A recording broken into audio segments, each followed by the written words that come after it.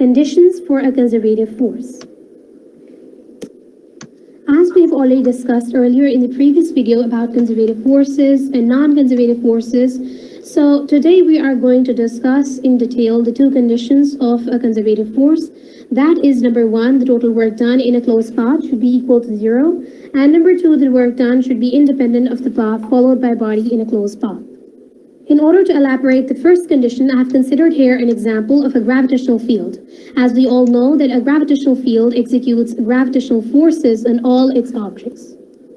So we have this most simplest consideration that we have a closed path A, B, C, A in a gravitational field, and we have a body of mass m and weight w that is carried along this closed path.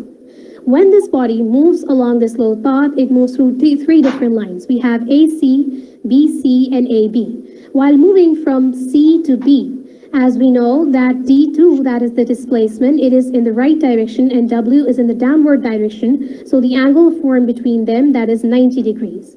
Similarly, when the body moves from B to A, again, W is in the downward direction and D1 is in the upward direction. So we have a straight line, so the angle is 180 degrees that is between them. However, when the object moves from A to C, the angle between W and D is theta. That is any unknown angle. It could be 100 degrees, 120, or anything, but we don't know, so that is the reason why we have considered theta. Since we all know that the most basic formula for work done, that is Ft cos theta, here we shall consider force as the weight of the object, and we have D, it could be D1, D2, or D in its own. And cos theta, it will be basically the angle, and cos theta is basically the angle between W, that is the force, and D or D2 or D1 on its own.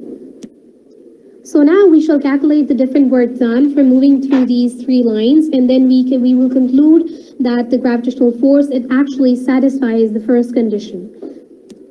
Firstly, when the object moves from C to B, as we can see that D2 is in the right direction and W is in the downward direction. So again, we will apply the formula F is the W, that is the weight, force, and D2 here is D, that is the displacement, and cos 90, that is the angle between them. Since cos 90 equals 0, so 0 multiplied by W D2, that will be a 0. So total work done from moving from C to B, it will be equal to 0. While moving upwards from B to A, since the angle between them is 180 degrees, again applying the formula, we have minus WD1, since as we know from a calculator that cos 180 degrees equals minus 1.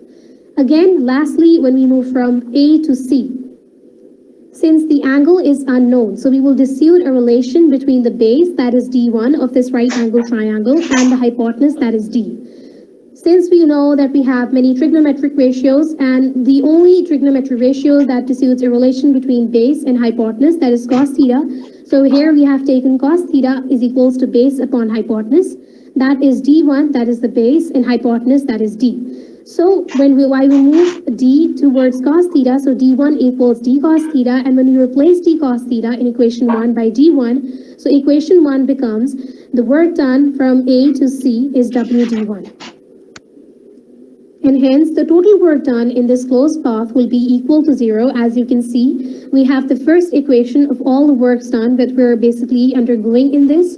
And then we have, when we put the values, we have 0. That is the work done from C to B. And then we have minus WD1 from B to A. And from A to C, we have WD1. Since negative and the positive sign, they will cancel out each other. So we have 0 at the end. And hence, the first condition of a conservative force for a gravitational force is satisfied.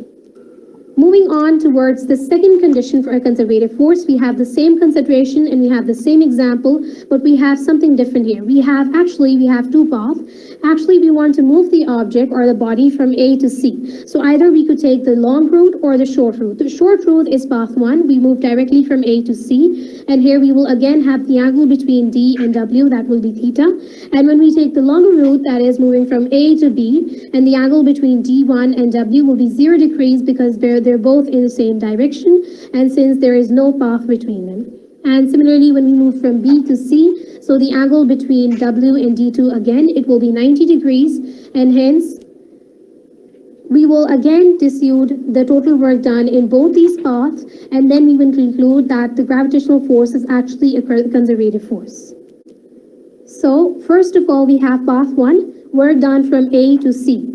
Since we know that we will have W d cos theta, and we're going to replace d cos theta by d1 that we've already discussed before. So here we have the equation 1 becomes Wt equals Wd1. And similarly in the path 2, since we have two lines, so first of all, the work done from A to B, the angle between W and D1 here is 0, and cos 0, that is 1, right? Cos 0 degrees, that is 1. So WD1 will be the work done from moving from A to B. And then from moving from B to C, since the angle between W and D2, that is 90 degrees, and cos 90 equals 0. So WD2 multiplied by cos 90, that will be a 0. Moving on next, first of all, we will find the total work done in the indirect path 2, because in the path 2, we have two lines, AB and then BC. So since AB, the work done from moving from A to B, that is WD1, and then from B to C, that is 0. So we have the total work done, that is WD1.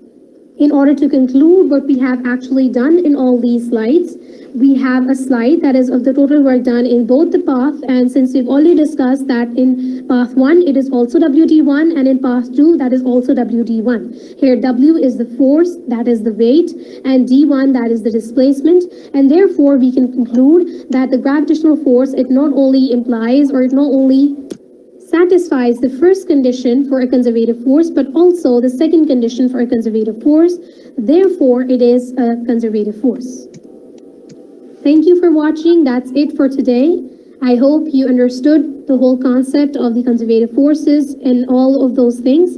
Do subscribe, like, and share. And again, if you have any comments, any queries, any questions, do comment down below so that I can see, and feel free to ask any questions. Conditions for